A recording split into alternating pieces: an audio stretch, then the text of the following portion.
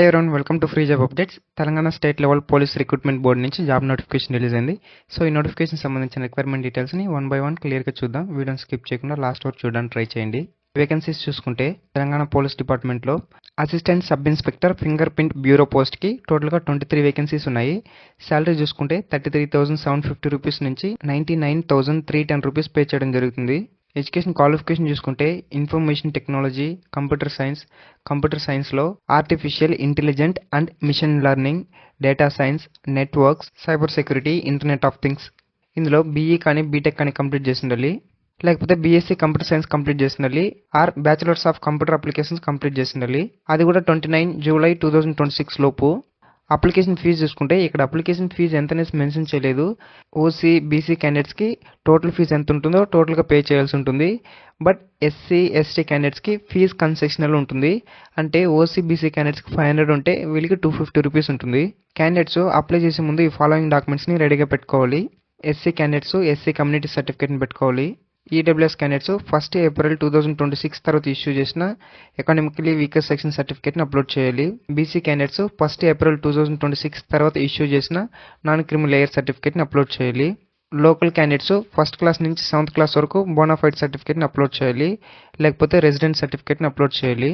Police executive, police ministerial, children's of police personnel వాళ్ళు special category సర్టిఫికేట్ని upload చేయాలి.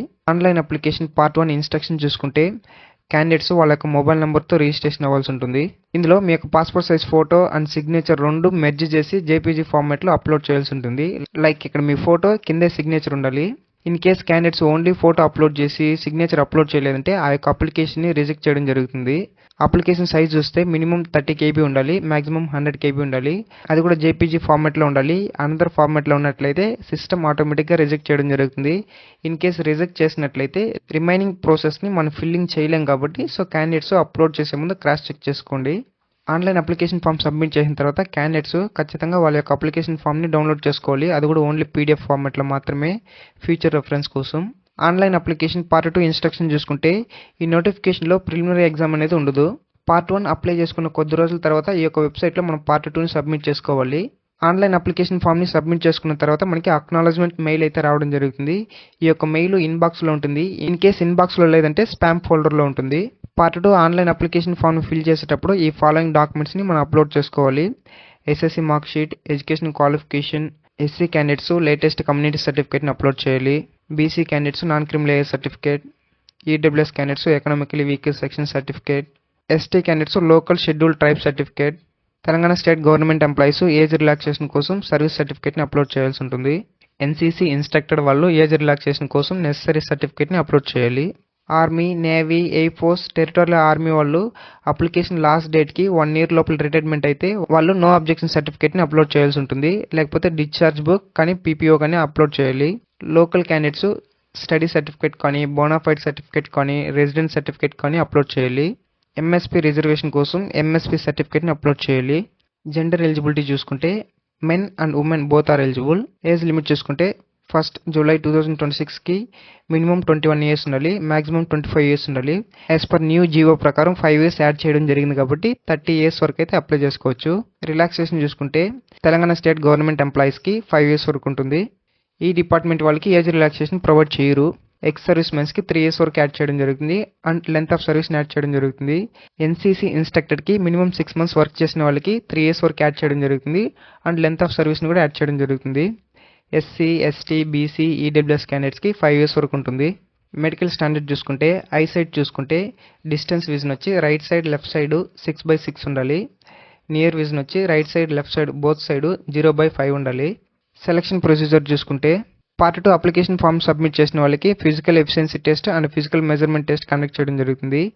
ఇందులో 1600 meters అండ్ 800 meters రన్నింగ్ ఉంటుంది. 1600 meters అనేది మెన్స్ క్యాండిడేట్స్కి ఉంటుంది. 7 minutes 15 secondsలో పరిగెత్తాలి. ఎక్స్ సర్వీస్ మెన్స్కి 9 minutes 30 secondsలో పరిగెత్తాలి. 800 meters అనేది ఉమెన్స్ క్యాండిడేట్స్కి ఉంటుంది. 5 minutes 20 secondsలో పరిగెత్తాలి. రన్నింగ్ ఈవెంట్ కంప్లీట్ చేసిన వాళ్ళకి ఫిజికల్ మెజర్మెంట్ టెస్ట్ కండక్ట్ చేయడం జరుగుతుంది. ఇందులో మెన్స్కి హైట్ చూసుకుంటే 162 centimeters ఉండాలి. ఉమెన్స్కి హైట్ చూసుకుంటే 152.5 centimeters ఉండాలి. ఇందులోనే ఆదిలాబాద్, కొమరం భీం, మంచిర్యాల్, నాగర్ కర్నూల్, ఖమ్మం, భద్రాద్రి, ములుగు, మహబూబాబాద్, వరంగల్ డిస్టిక్ వాళ్ళకి ఏజెన్సీ ఏరియాలో scheduled tribes and aboriginal tribes వాళ్ళకి రిలాక్సేషన్ ఉంటుంది. మెన్స్ క్యాండిడేట్స్ 160 సెంటీమీటర్స్ హైట్ ఉండాలి. ఉమెన్ క్యాండిడేట్స్ 150 సెంటీమీటర్స్ హైట్ ఉండాలి. ఫిజికల్ మెజర్మెంట్ క్లియర్ చేసిన వాళ్ళకి long jump, shot put event conduct చేయడం జరుగుతుంది. లాంగ్ జంప్ చూసుకుంటే మెన్స్ క్యాండిడేట్స్కి జనరల్ వాళ్ళకి 4 మీటర్స్ జంప్ చేయాలి. Ex service mens 3.50 meters jump చేయాలి. ఉమెన్ క్యాండిడేట్స్ 2.50 మీటర్స్ జంప్ చేయాలి.